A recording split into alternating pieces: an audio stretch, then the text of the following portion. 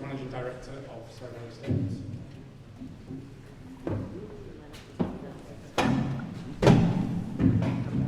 Hello. It's rather like a pulpit, this. I might feel a bit religious stood here. Alan once invited me to come and talk to you all, and I think it's just kind of important if we talk about, if I just tell you a story or two, how I am stood here, how we are part of what we're all doing in building this iconic building, and how I become us, which is everybody in this room who is going to deliver this thing into what I can only believe is an award-winning building. But if I just tell you where we are and where we come from, Soho Estates is a family company. It was started by a man called Paul Raymond, and Paul Raymond was quite famous as the so-called King of Soho. And basically, he started life in Soho in 1958. And he opened, not the first strip club, but the first successful strip club that became also an iconic venue. And from that small acorn, I mean, PR, as we used to call him, he said to me, John, I only had 6 weeks' money when I rented that building, and then I was bust.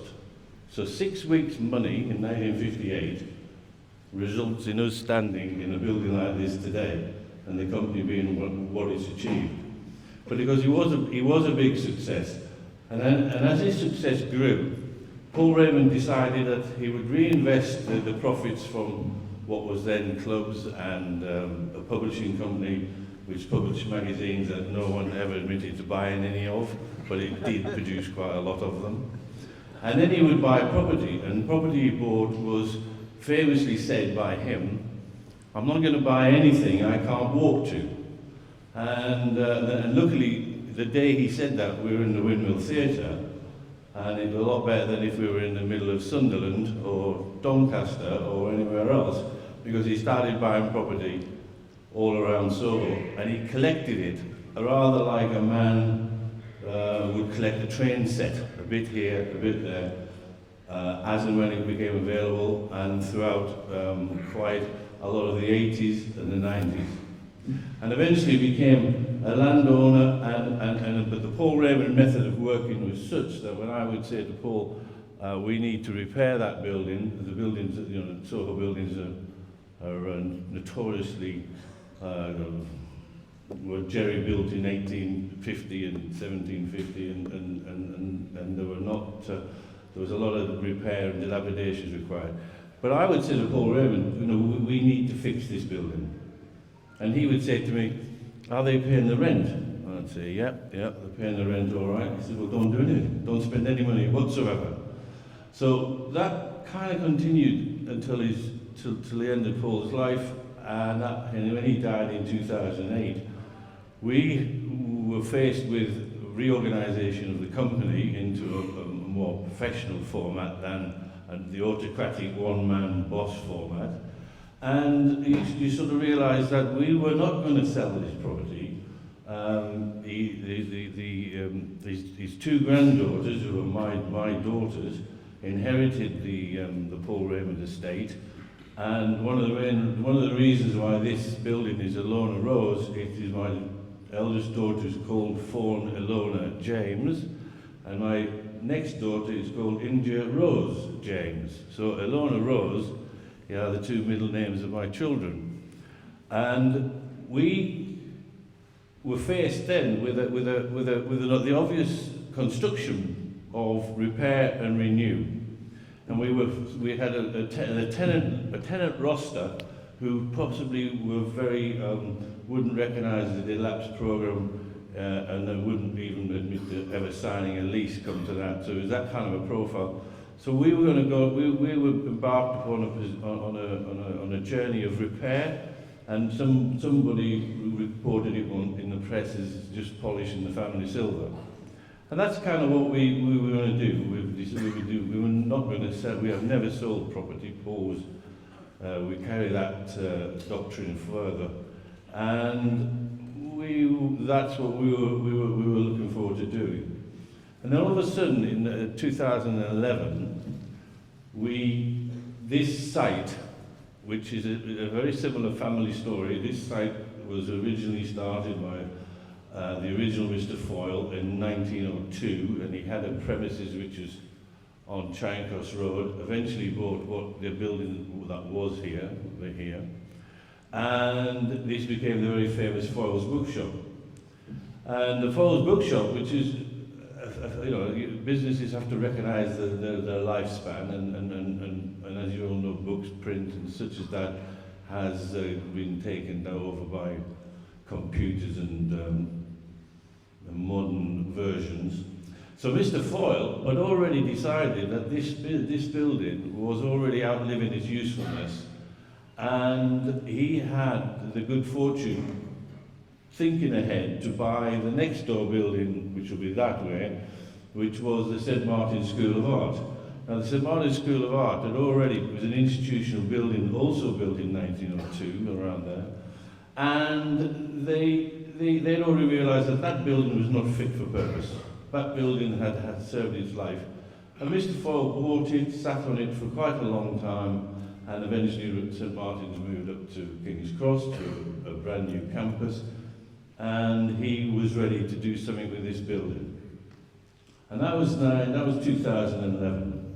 And this is kind of where we came in, and this is a bit of like a Jack and the Beanstalk story, because in 2011, the big boys, the giants, if you like, were really looking to, after the 2008 sort of crash, 2011, people were looking to finances, they were looking to consolidate their requirement, and this site became available.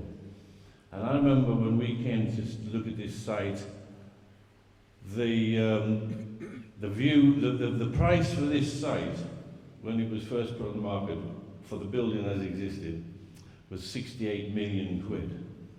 And I remember thinking to myself, right, well, there should be a lot of people who would do this building, and there would be the normal people, the institutions, pension funds, Aviva, this, that, the other.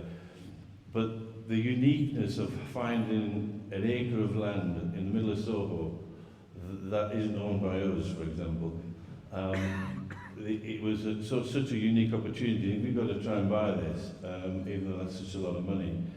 And then you have to decide what its value was. So we came to look at it, and the discussions we had was such, how much more than 68 million quid would it take for me to walk past that building for the rest of my life, thinking I could have had that for this much more or that much?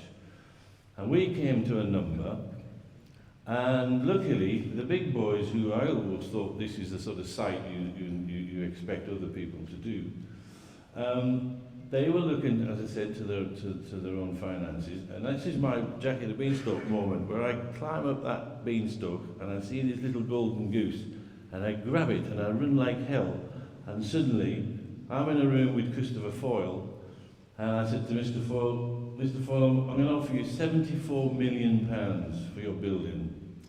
And he had it was just me, it was in a hotel room in Cannes. And he said, can I have a word with my advisor? I said, yeah, feel absolutely, if you need to. And then he came back and he said, do you think you could do any better, John? I said, look, I'm going to tell you, I'm going to give you £74 million. It's quite a frightening amount of money. But I don't have to ask anybody, I don't have to go and speak with anybody, I don't have to ratify it, but I'm not going to give you any more. So that's the deal. And Mr. Foyle put his hand out, we shook hands, and I bought this site. And then I kind of panicked and thought, oh my God, what am I going to do with this? And it all ended up in a room. However brave you think this is the easy stuff, it's quite scary. We end up in a room with a bunch of lawyers who I'm paying fortunes for, and I'm on the end of one phone, Mr. Foyle's on the end of the other phone, and in 5 days later, we buy this site. And it isn't just myself as an individual. Our company is controlled by a series of trusts. I have a very good board, I have a very good chairman, and I have 4 trustees whose job it is basically to stop me behaving like a maverick and going mad and doing things like this.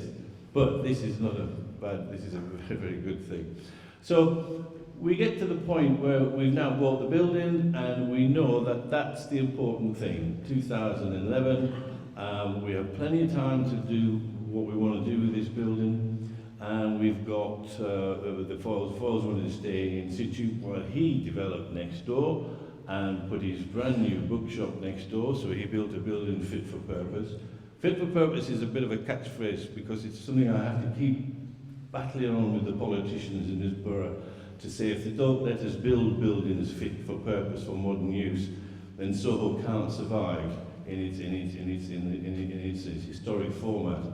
But only certain sites allow this kind of construction.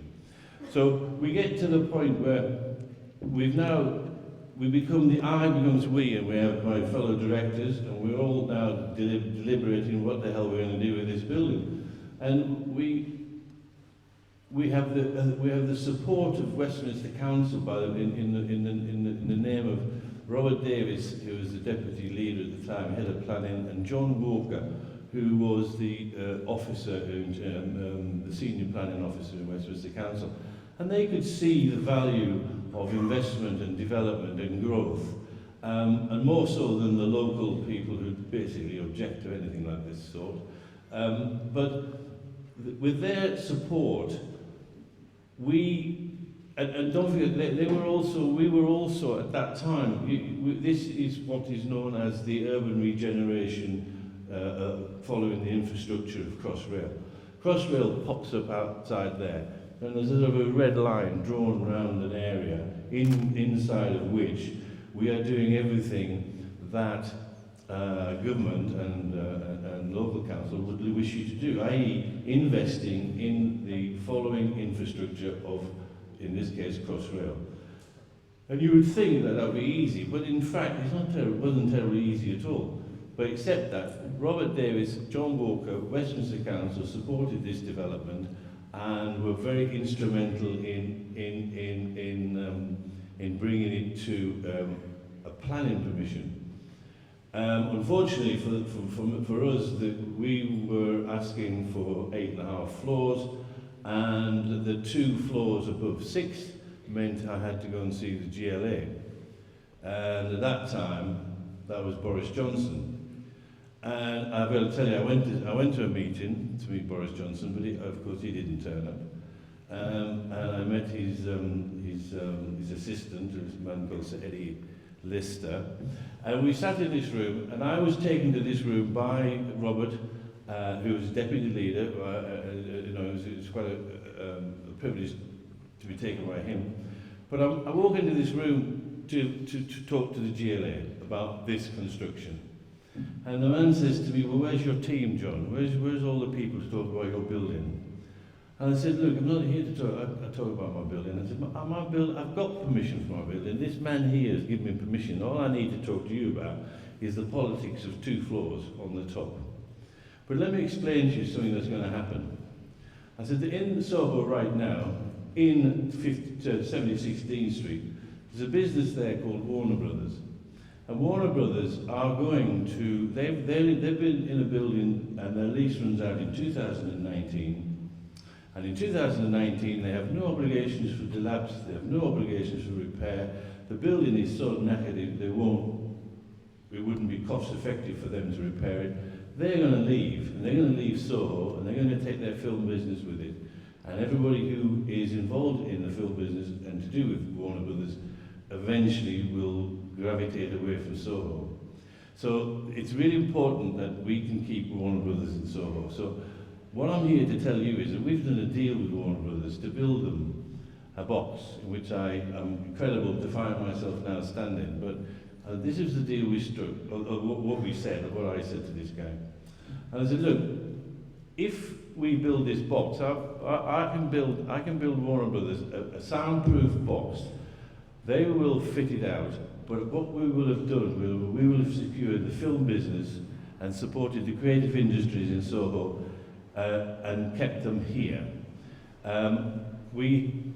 myself and Phil was very active in convincing the president of Warner Brothers that if he could indeed build a post-production studio in Levisham by Harry Potter Land, but the difference is when you come out of that building, you'll be in a wind-blown car park, and you will not have the same, if you come out of from creative industries in Soho, when they leave this building or any other building like this, they're in the pubs, they're in the clubs, they're in the bars, they're still talking about it, the next script comes out of it, the conversation carries on, and they have a continuity of ideas and constructive work.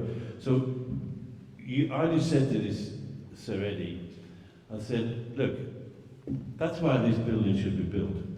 Apart from which, apart from the investment side of it, there's 2,500 people going to be working in this building.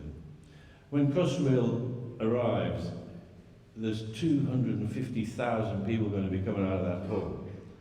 And a Crossrail train, the front of it is at Oxford Street, and the back of it is at Shaftesbury Avenue. And they're going to be kicking out people in this area, and this building is part of that regeneration. And the next thing I'm going to say, if I have to, is that Boris Johnson has just kissed goodbye to the film industry.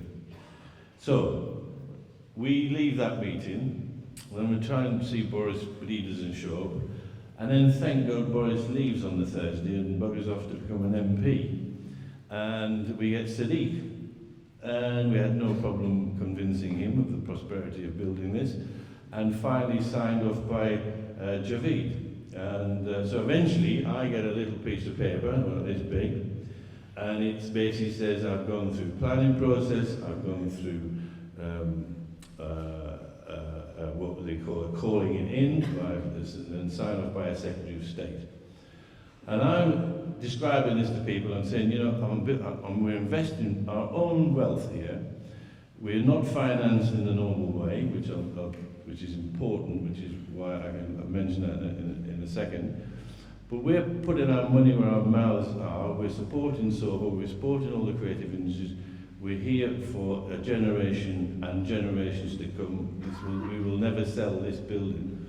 And I'm doing this, and I'm not. They don't seem terribly happy about it. And they make life very difficult.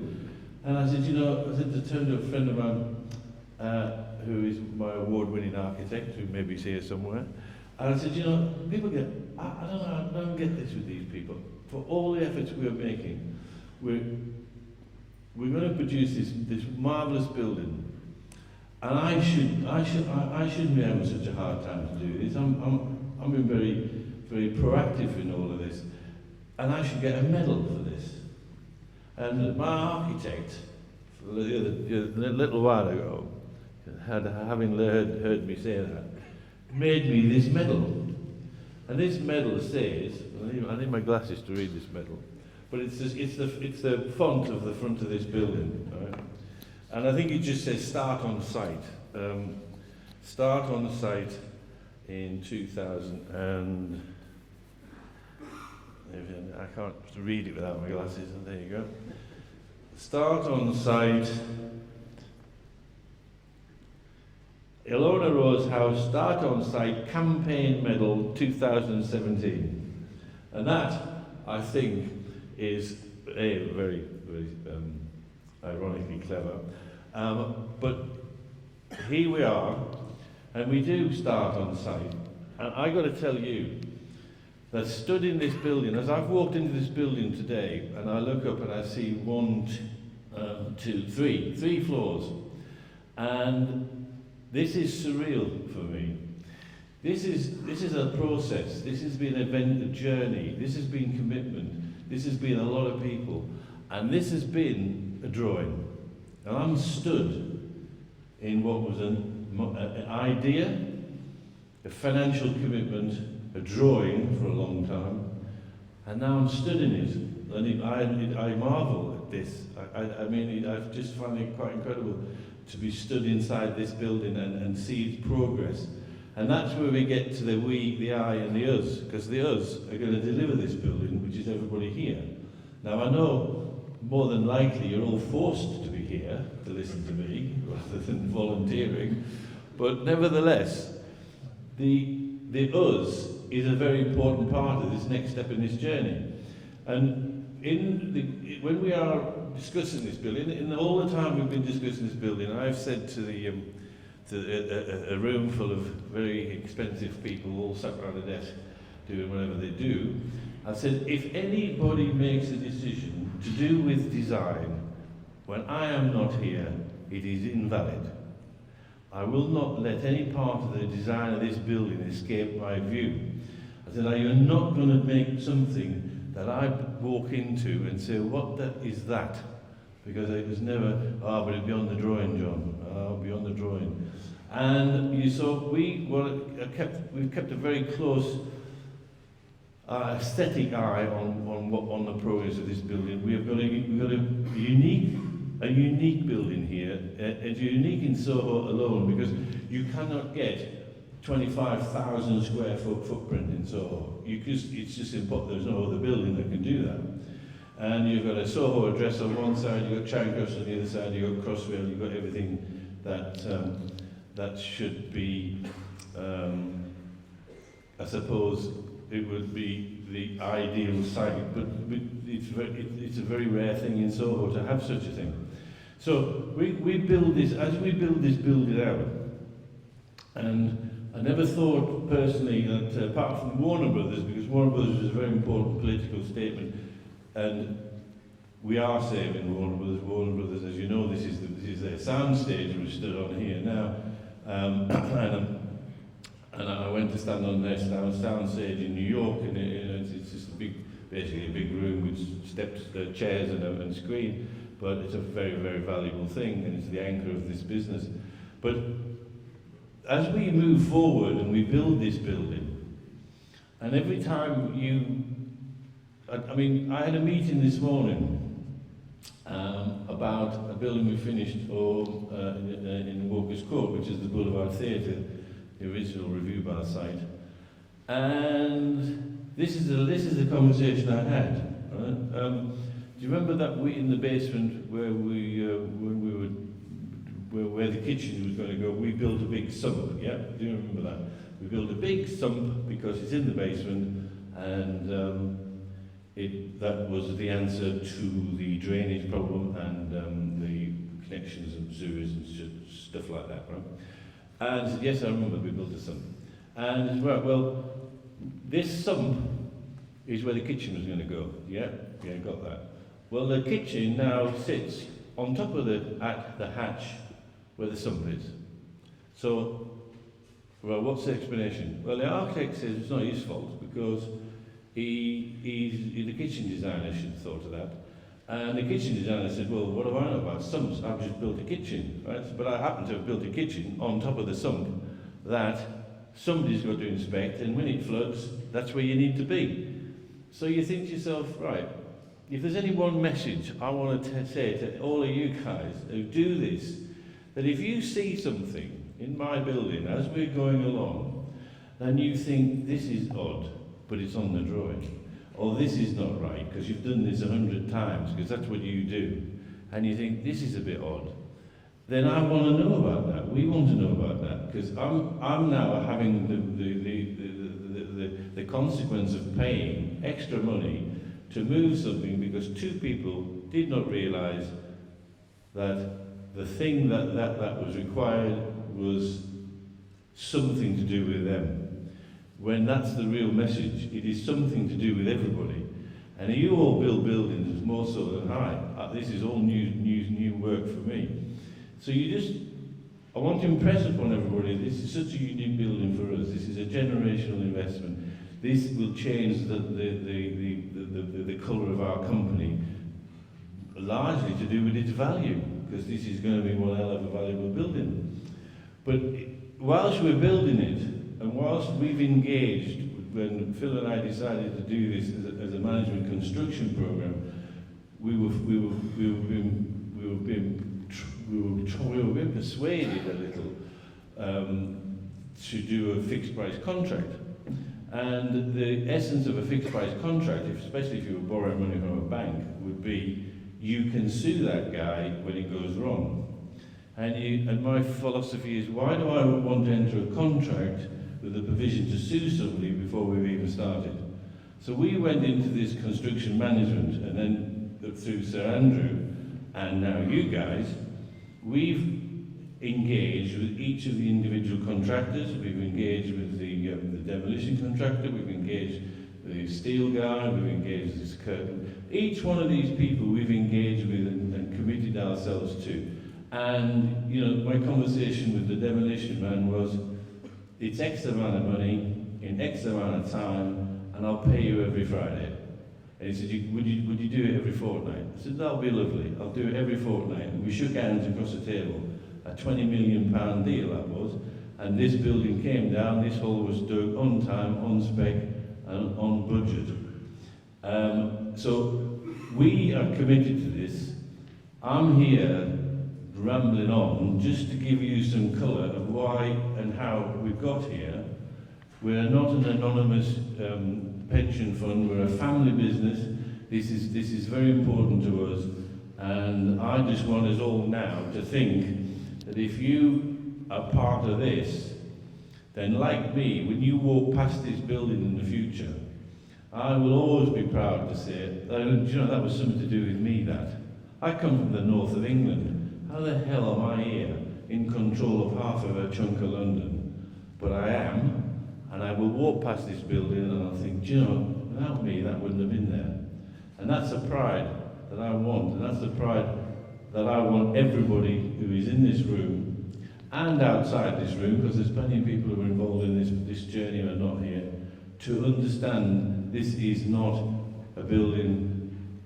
I don't want to slag off developers because it's a very easy target, but we are not building for a price to sell and rush off. We're building to keep, we're building to save. This building, it'll be in our ownership for years and for generations to come.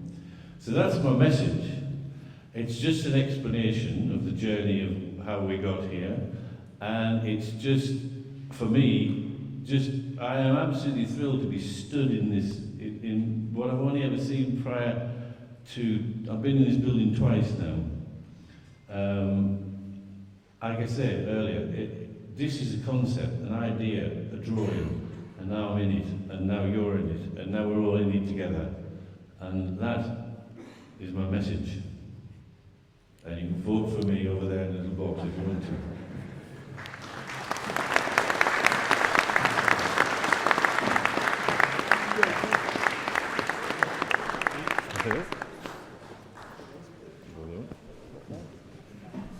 I lost it in the middle.